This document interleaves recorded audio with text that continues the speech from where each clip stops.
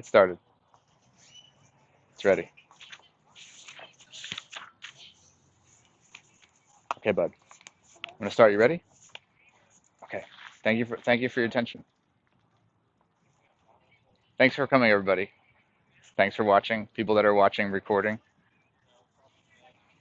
So today's talk, we're gonna talk for like 20 minutes, and I'm gonna have some drawings, and then we're gonna do some meditation together.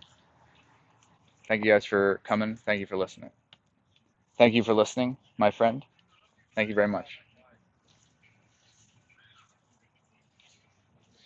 So what I've experienced in the past year has been a very enriching, deepening change. This change is not one that can be measured, and this change is not complete and all wrapped up. 1 year ago, I was convinced that enough self-improvements on the axes of education, certifications, business ambition, and artistic expression would act as a form of currency or a form of gold, which I could use to acquire some peace, some joy, some happiness, some kind of satisfaction. And that once I accomplished these things, I and my family would be more free and more happy. What is clear to me now is that knowing things and having income and gaining skills is important for survival, and we must find ways to do them with love for ourselves and those we serve by doing these things.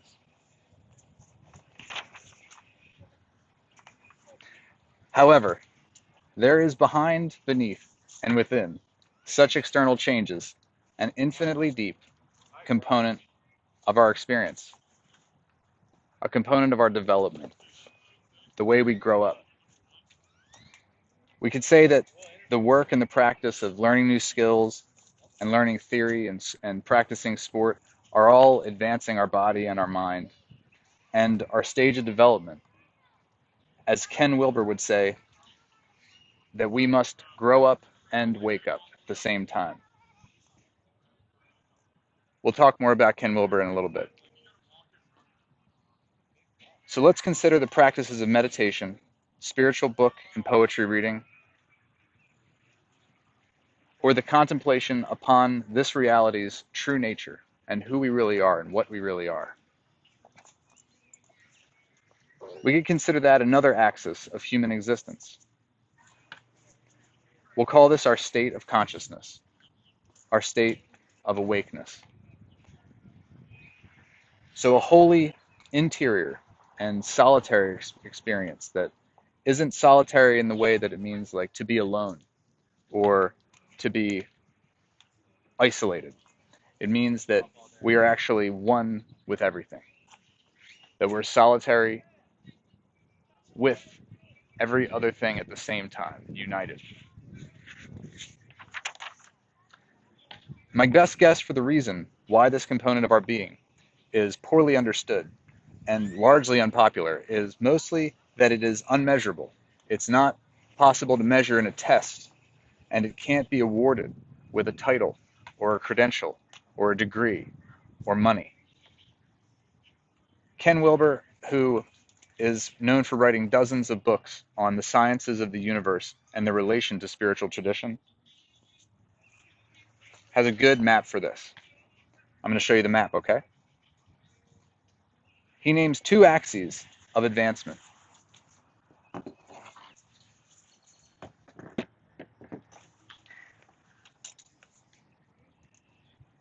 So one of them is the stages of development as we grow up. That's right. As we grow up, we move from being an infant who has no identity and doesn't have a self to be selfish for, to then grow up a little bit and be more selfish, but also see the world as different kinds of magic. Smiling even if not funny. Huh? Why were you smiling even if it wasn't funny?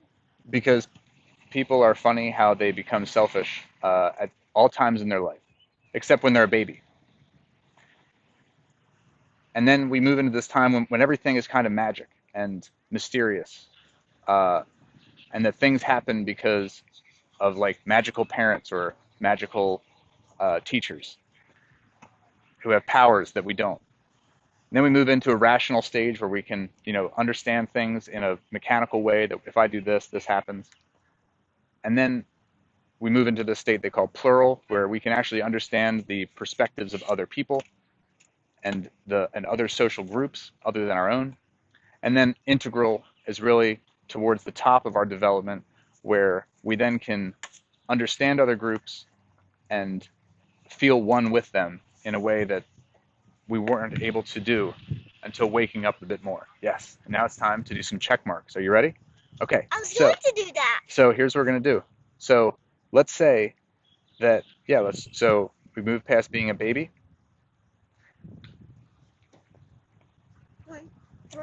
3 years old. I'm 6, so 1, 2, 3, 4, 5, 6. So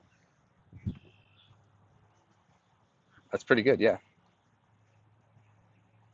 Now these over here are the different states of consciousness. So you start off only being really aware of your body in the body or gross state of consciousness, like a bear or a deer. They exist in a state of consciousness that's really aware of their body only. That's gross. Exactly, like eating, pooping.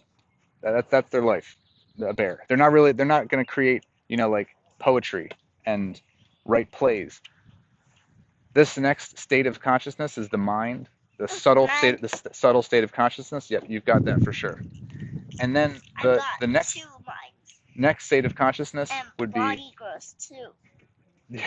and then awakened, which would be your causal state of being. So that means that you're actually awake to more than just your mind. You're actually aware, using all of your awareness to perceive things with a tool other than your mind. And that takes practice, especially meditative practice, to see what else is going on. And so, Toma, I would say that actually right now, because you haven't done a lot of meditation in your life and you are still working on learning, like with your mind, that yes, you do have a lot of qualities there. I don't mean to take those away. So here's what I'll say is that Ken Wilber suggests in his writing about this kind of map. Ken Wilber is a writer who came up with this kind of map. And that we really can't expect a whole lot of advancement past the middle stages of this map without really working on waking up consciously and spending time on that interior kind of united side of our consciousness.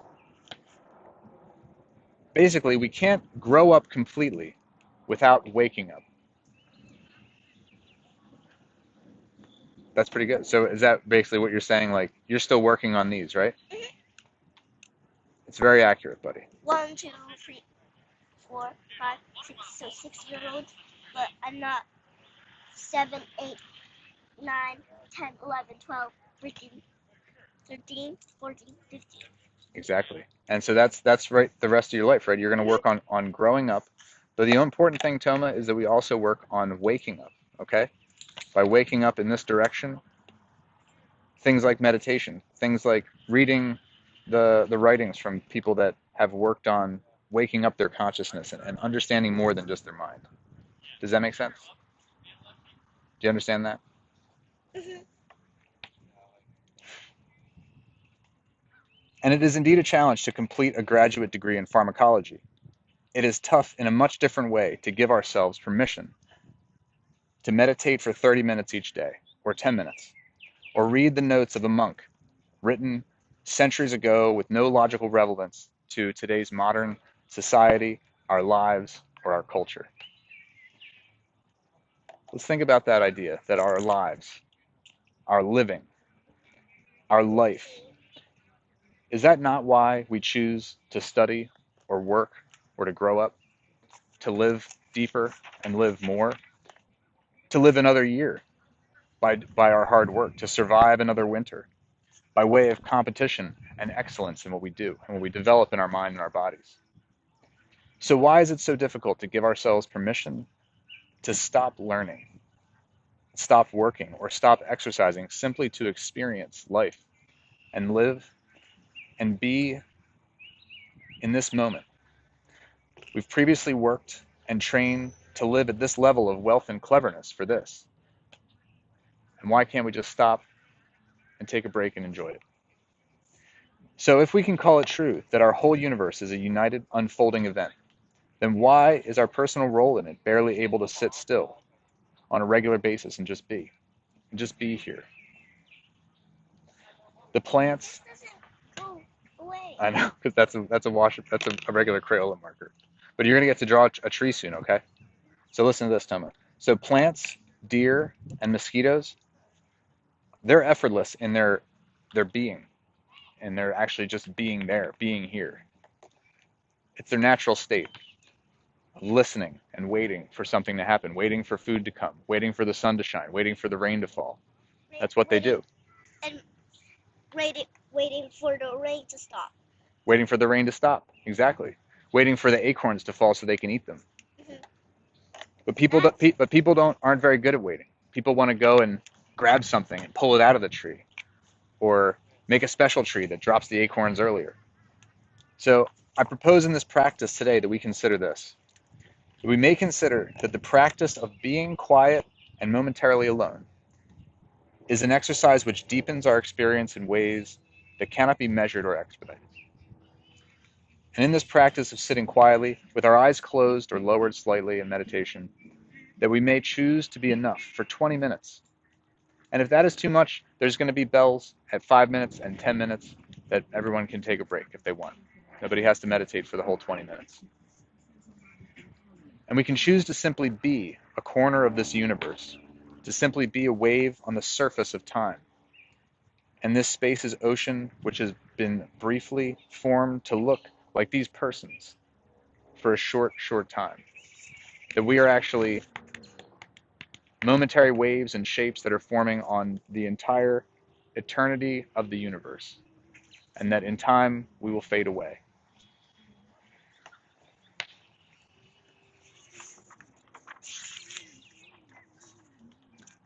And like the waves adjacent to other waves, bubbles in the ocean, or spray that comes up from a wave, we are not separate from one another. We're not separate from the grass or the trees. We're actually one thing with the mosquitoes and the deer.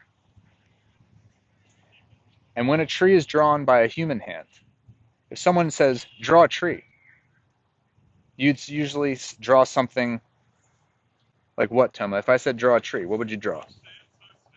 A tree. This. This tree? Right. Pretty good. So here we have, what's this part? What's this part, buddy? The leaves. And what's this part? The stem. Leaves in the stem, right? Now, the truth about a tree, Toma, is that, can I do a little drawing here? Wait. Can you draw the clouds? Can you draw the clouds around the tree? You can use any color.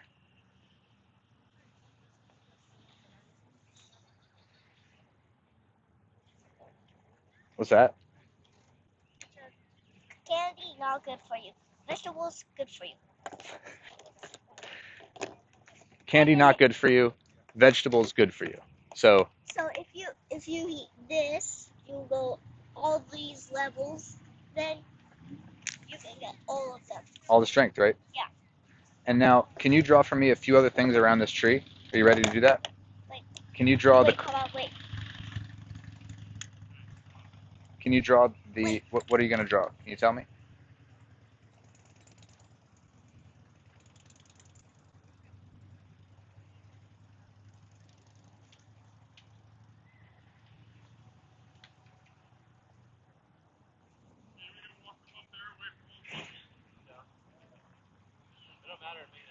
Can I draw some clouds while you draw that, bud? Yeah. Okay. So a tree can be seen as this general shape, but Always, the truth is, go ahead. always recycle. Always recycle. Very helpful. And the tree, does the tree breathe air, Toma? Yeah.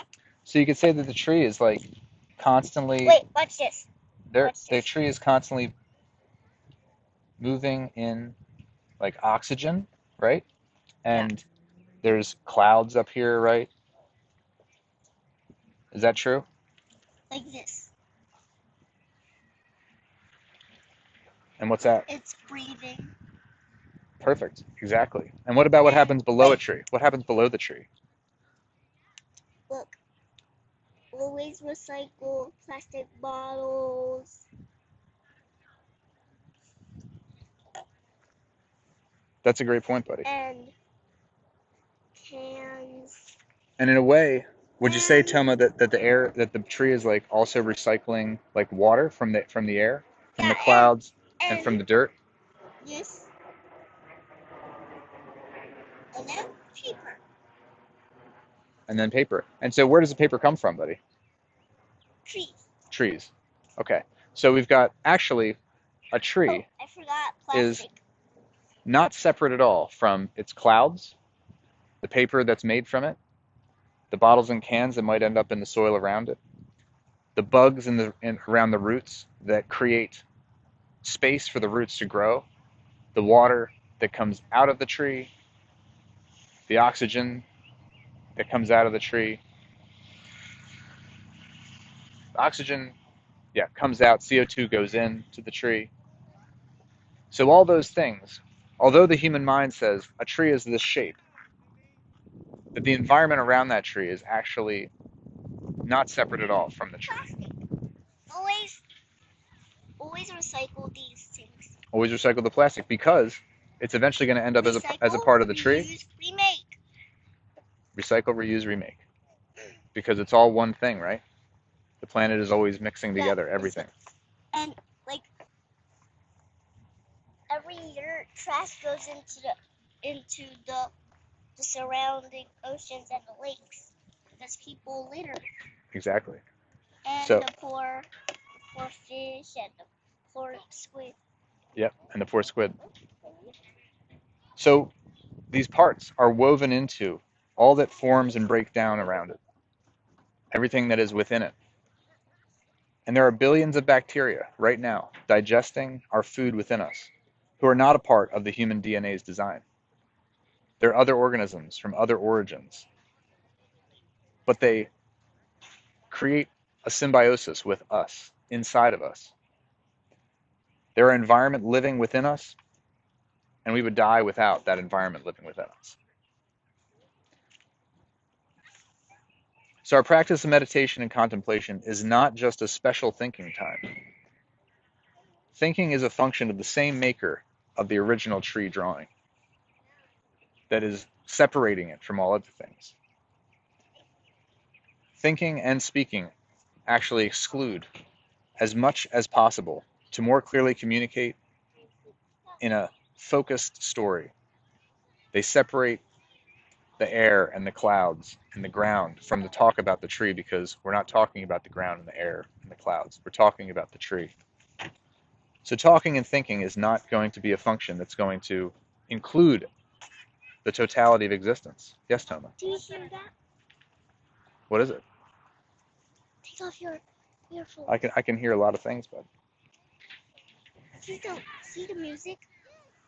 I do hear it. Yeah, it's nice. That's nice, buddy. That means one thing. Food. That means food. And I'm So hungry. the universe is too vast to be just a story. The reality of life, the big life, which is more than this. Can you draw a man? Can you draw a man for me? Or a woman? Either one.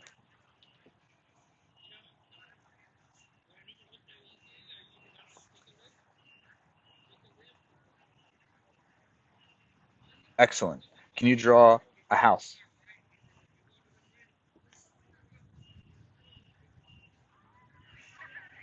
Beautiful. Can you draw a can you draw a city like many buildings next to each other?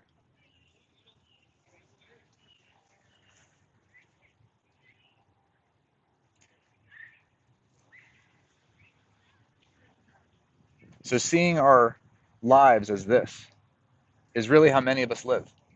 We live seeing these icons in our mind of what our life is actually made of jobs and money and food and people. But just as that tree will reach toward the sun as best as it can from where it grew from a seed, It can't move from that spot. Life can only be experienced as the moment, exactly as it is. It can only be as it has shown up. And this moment is as perfect as it can be, because it is the one moment that came from this universe's history converging into this moment right now.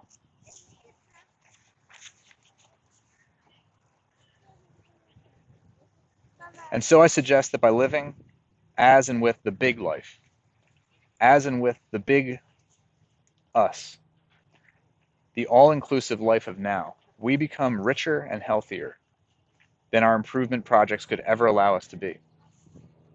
How do we do that? I have idea. I'm going to finish this part, but then I'm going to have you draw one thing, okay? Ready? I'm going to have you draw something real soon. How do we do that? It's not recorded as a recipe. Toma? This recipe for how to enjoy our life is so simple. We don't need actually a recipe. It can be described with just one word, which is one of the most difficult words to use every day. The word is yes. Can you write the word yes right here in big letters?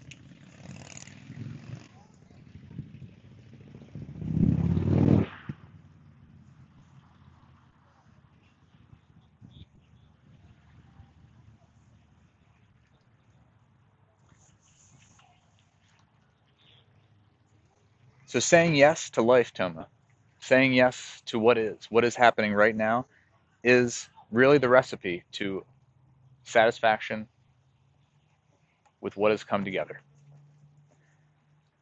And now I'm going to directly plagiarize from one of my favorite writers, uh, a story from Doctor of Psychology and Trappist monk James Finley.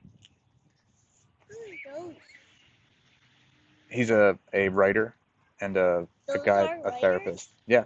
So you want to hear the story? All right, Toma, listen. Here it is. Close your eyes. Imagine there's a stone, and the stone is falling, sinking into a vast ocean. And the ocean has no bottom, and the stone is going to be falling forever. Down, down, down, it's falling. The stone is falling down, and it bumps along the land. There's a little bit of land here and there, and it bounces on the land like the continental shelf. Can you see it, Toma? And imagine that this ocean is actually the depth of the whole universe. And imagine that you are the stone. That you are the stone that is going to be falling forever, deeper and deeper into The darkness and the water pressure. yeah, and into The water what pressure.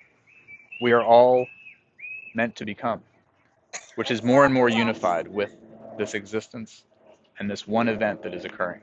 Like lava rocks. And imagine that sometimes you actually get stuck, like on the side of the land, and you think, oh, this place is fine. I'm going to stay here for a while. I'm gonna wait here, and I'm going to live here. But then the current of the universe pushes you off of where you thought you were going to stay for a while, where you thought you would live for a long time.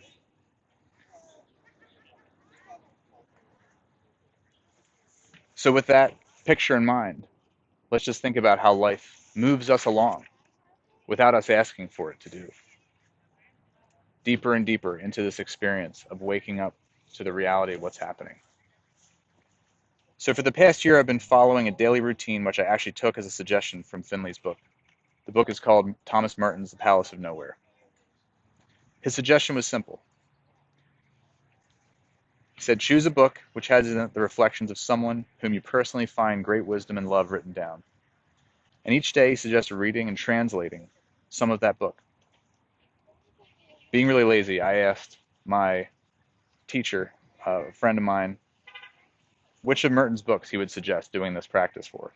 And he suggested a book which compiled Merton's writings of daily journal entries spanning nearly 30 years into a curated set of 365 entries.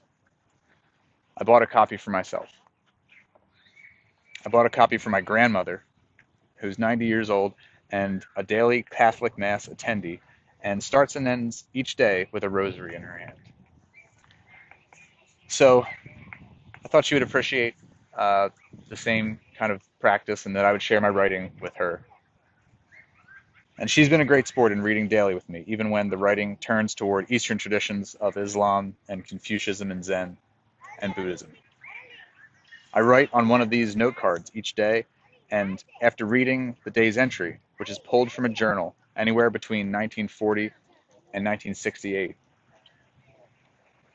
I record some reflection, some personal experience that applies, and more than anything, I translate it from some of the kind of complex, very intellectual stuff that a lifetime studier of the Catholic tradition might put down. But really, he's a pantheist who looks at all different angles of what it means to connect with the oneness of God and the universe. So I photograph the note card and I share it via email with my Grammy and half a dozen other close friends and family who expressed interest in the book and practice. They too have been kind participants in this practice, and I really appreciate it. And yes, I have gained a practical knowledge of the Benedictine and Trappist Catholic traditions, along with appreciation for the poet, wordsmith, and artist named Thomas Merton. What has changed within me through this year with Thomas Merton is not describable in thoughts and words, because the other axis is going. That other axis, in this direction, up to more awakening and up towards a plural state of living, is moving in that direction as I read and write and kind of run that through my mind. Like it's processing as if I'm taking a little shred of that state with me.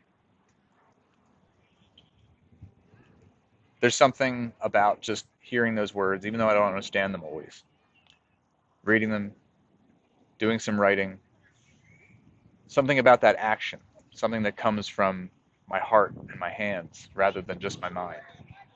By actually moving my hand across a page, it takes me out of my head.